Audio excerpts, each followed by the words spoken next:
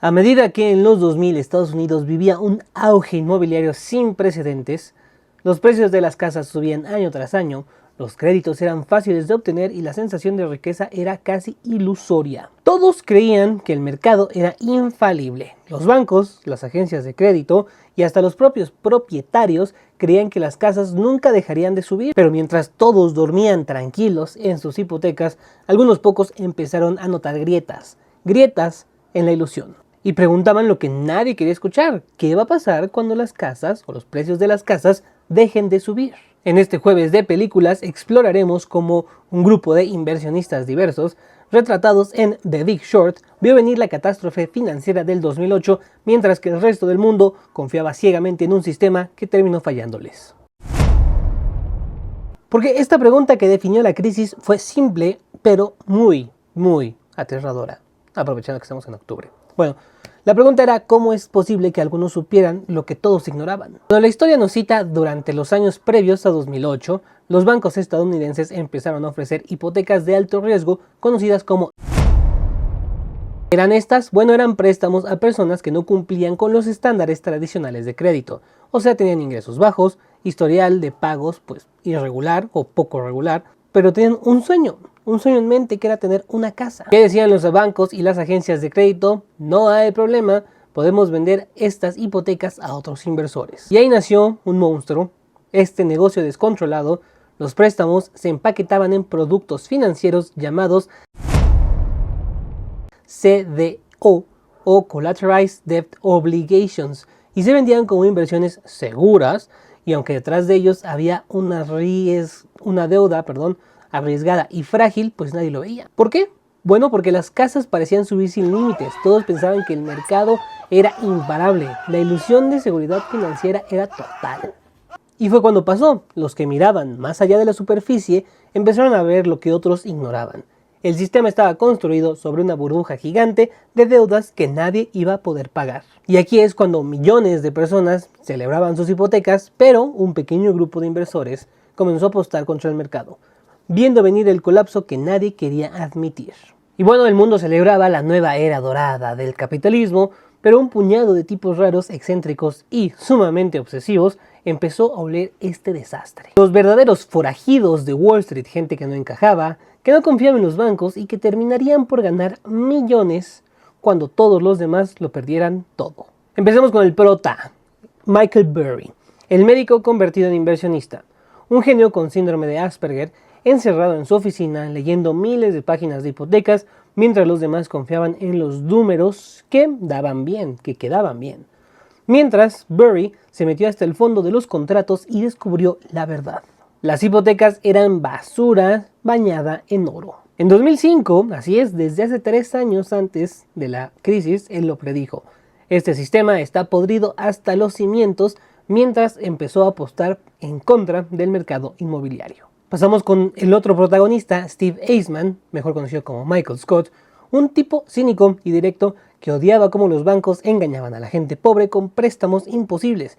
Él no solo vio la burbuja, la odiaba. Con su frase de "estos tipos están vendiendo mierda y llamándola oro", pues se ganó nuestros corazones otra vez.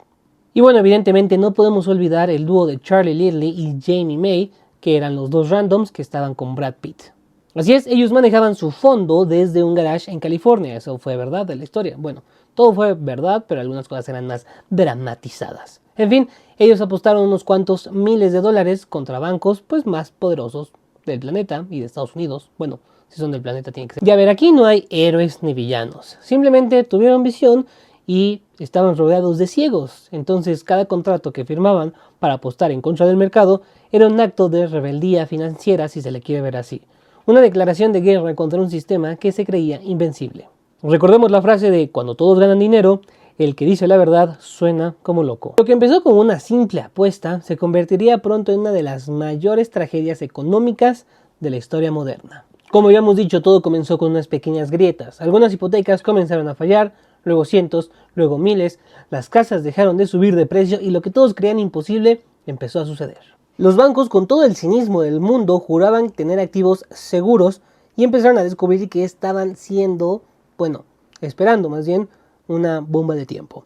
una bomba que ellos mismos habían fabricado. Las agencias calificadoras, esas que habían puesto los sellos AAA a esos productos basura, se quedaron calladas y los gobiernos no entendían qué estaba pasando. Y pasó.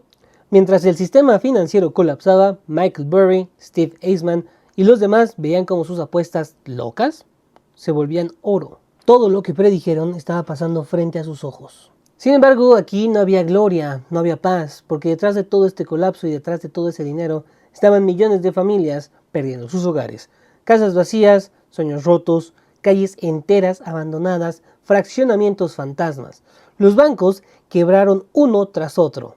Bear Stearns, Lehman Brothers, Merrill Lynch, algunos tal vez no quebraron, pero sí fueron absorbidos por bancos más grandes. El único que aparentemente sí quebró fue Lehman Brothers. Nombres gigantes reducidos a polvo en cuestión de días. ¿Qué pasó aquí? Bueno, pues los mercados empezaron a caer como fichas de dominó. Estados Unidos, Europa, Asia, América Latina, nadie se salvó. Y mientras tanto los gobiernos rescataban, o bueno, buscaban más bien encontrar a los culpables, fingiendo rescatar a otros, pero terminaron rescatando a los culpables, inyectando miles de millones de dólares para salvar el sistema.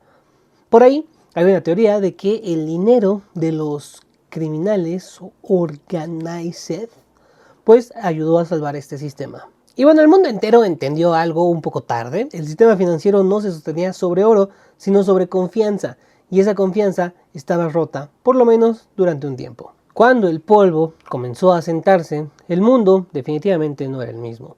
El sistema financiero colapsó, pero los verdaderos responsables seguían en sus mansiones.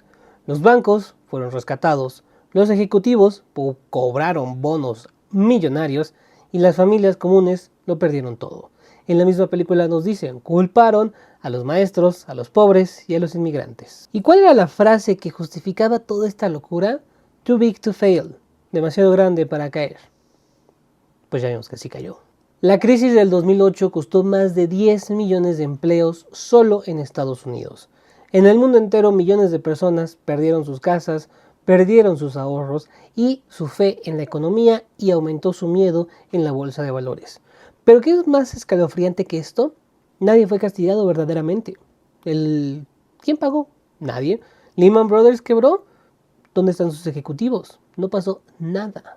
Los mismos bancos que destruyeron el sistema fueron los que recibieron el mismo rescate por parte del gobierno. Los ejecutivos que firmaban esos contratos que todos sabían que eran fraudulentos y que todos sabían que eran una basura, terminaron dando conferencias sobre liderazgo. Sin embargo, esta lección es sumamente importante. Sí, fue brutal, pero en Wall Street el riesgo es un juego y el perdedor siempre será el ciudadano común. Pero aquí entra otra pregunta. Después de ver esto, pensamos, ¿podría volver a pasar? ¿Realmente aprendimos algo? Usted no aprende, ¿verdad? Porque sí, a ver, se prometieron reformas, regulaciones, transparencia y hoy, después de 2 décadas, bueno, casi 2 décadas, el sistema parece haberse olvidado de todo. The Big Short no es solo una película, es un espejo que tiene que incomodar, porque es la historia real de cómo la avaricia, la ignorancia y el exceso de confianza pueden destruir imperios enteros y volver a empezar como si nada, dejando pues un saco de huesos, casas vacías, gente sin esperanzas detrás de él. La próxima burbuja puede que ya esté aquí, y si está, tal vez no todas las estemos viendo, pero los que la estén viendo seguramente saldrán victoriosos de la próxima vez que este estalle. Como mencioné, la crisis del 2008 no fue solo una crisis financiera, tuvo una crisis de fe. El mundo se dio cuenta que los grandes genios de Wall Street no eran visionarios, simplemente eran jugadores apostando el dinero que no era suyo. Porque cuando el sistema colapsó, no se derrumbó por una equivocación, sino fue por la codicia, convertida en cultura.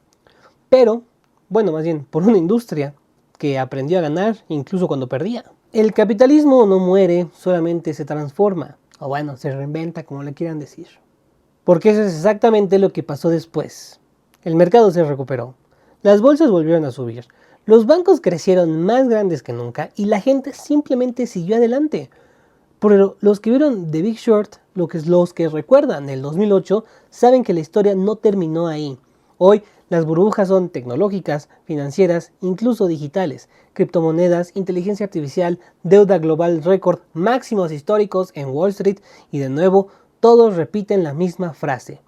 Esta vez es diferente. La gente que no recuerda su historia está condenada a repetirlo. La historia tiene memoria y si algo nos enseñó The Big Short es que el sistema siempre se verá sólido hasta el día que empiece a colapsar. Y quizá cuando colapse no estemos a salvo. Dicen por ahí que en Wall Street nada se pierde, solamente cambia de dueño. Déjame tus comentarios en los comentarios. Yo soy Charlie Shur y esto fue...